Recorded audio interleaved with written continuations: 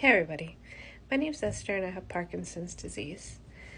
I'm on vacation, but unfortunately I apparently have caught a cold, so I'm just taking it easy today. And I was thinking today about my insomnia. I kind of hoped that when I travel it would be a little bit better because, I'm more active and tired, but everywhere I go it's pretty much the same. I sleep about 4 hours a night and I can never sleep more than 2 hours at a time. And this has been going on for over a year now.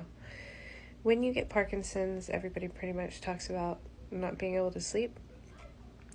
But I want to talk about this from something that's kind of a different perspective, which is the perspective of a woman.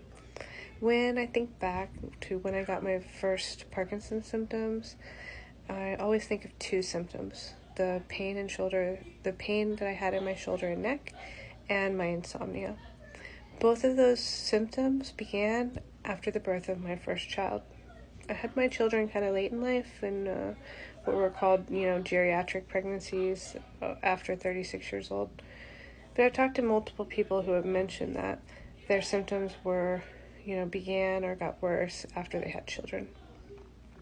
I think part of it for me, when I think about it, is there's something in our society about when women have children that we joke about, but when it comes to Parkinson's, probably is more serious than we think, which is the fact that we just don't sleep anymore.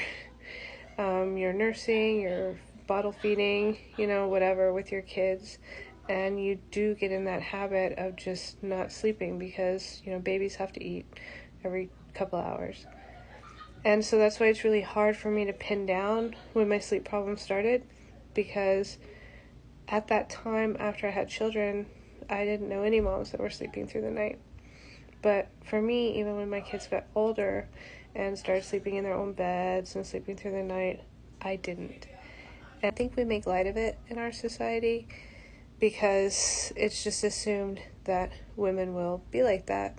Another issue that kind of comes up is when you are with your kids all the time and a caretaker of them, sometimes the nighttime is the only time that you have to yourself.